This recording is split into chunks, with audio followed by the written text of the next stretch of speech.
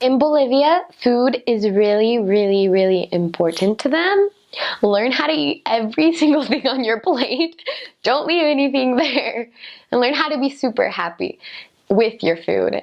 Tell the people that make it for you thank you and how much you loved it, and you'll win their hearts. Because food is so important.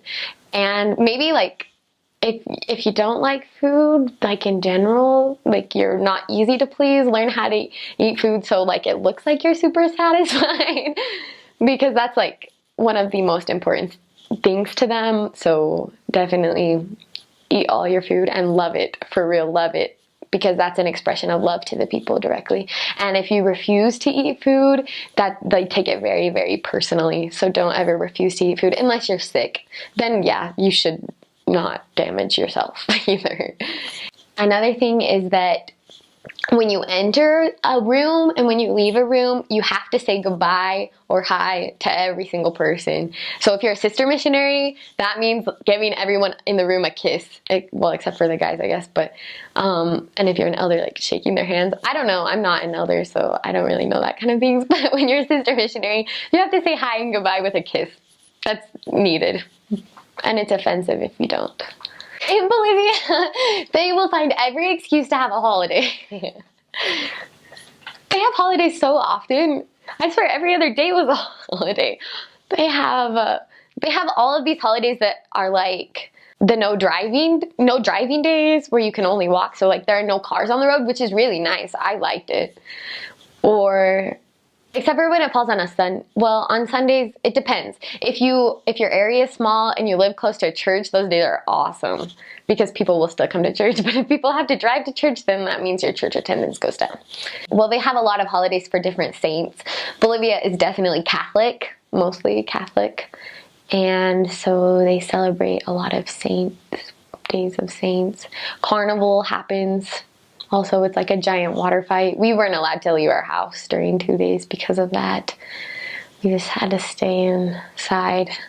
There are so many native people, cholitas, that's what they're called, that are in all of Bolivia. But in the city, everyone comes to sell. So along all the streets are all these little cholitas with their traditional clothes, with their skirts and their nice shirts with their big hats and their braids.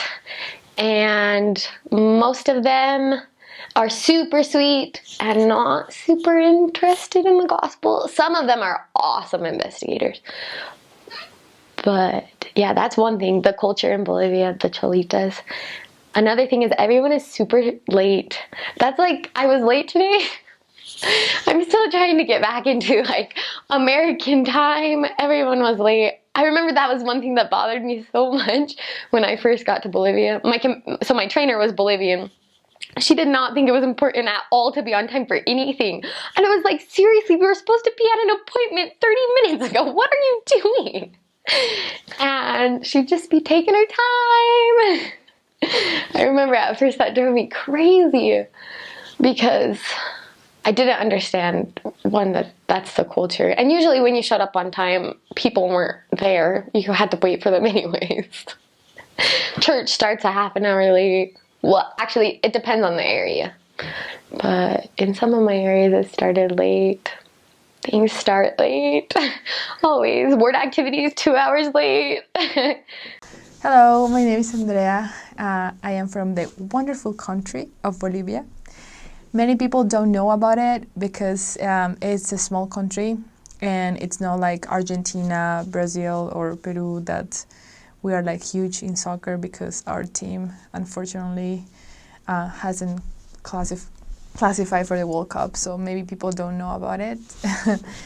But it's a wonderful country, and maybe also the reason why people don't know is because it's like really small compared to other countries, especially with the US. But the cool thing about Bolivia is that you can find basically anything you want. Anything.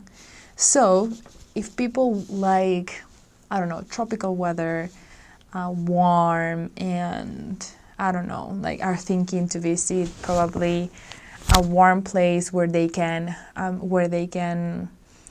go to a pool, be outside and enjoy the nature, we have that. And if like there are other people that wants to visit, I mean, if there are like other, group of people that want to visit a place where it's like cold with mountains, snow, or like things like that, we also have it.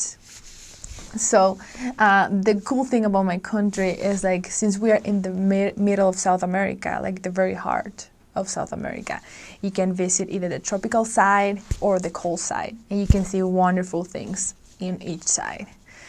If you go to the cold side, you can visit the salt flats. I know they're like pretty famous. They're like huge, and it's wonderful. When it rains, it's like a huge mirror. It's amazing. Also, you can go to Titicaca Lake. It's amazing. We share it with Peru, and it's wonderful because you can just cross the border and be in Peru and Bolivia at the same time. And like the people over there, the food that they eat from the lake, it's wonderful. And then if you go to the other side, you can see waterfalls. Especially if you go to Santa Cruz, which is where I'm from, that's how I know about it. So if you go to Santa Cruz, you can go to Samaipata, which is a small town that you can see mountains and it's warm. And then if you go closer to Brazil, there's this place that it's called Aguascalientes, which is maybe hot springs, something like that. But the difference is it's not hot, like it's not cold outside. It's just like perfect, amazing. And you can travel around each little town and see like the influence of the Spanish, like from many, many years ago, the architecture and the buildings over there from the old chapels and things like that. So like so much history, so much diversity. In my country, I don't speak different languages like Aymara, Quechua, Guarani. Those are like few examples of. Don't quote me on that. Maybe there are more, but I'm not 100% sure. Shame on me. But examples that what people speak over there. So it's so rich in culture. Each little part of Bolivia has their own culture, basically. We have our background, it's amazing, and we have so much influence from indigenous people.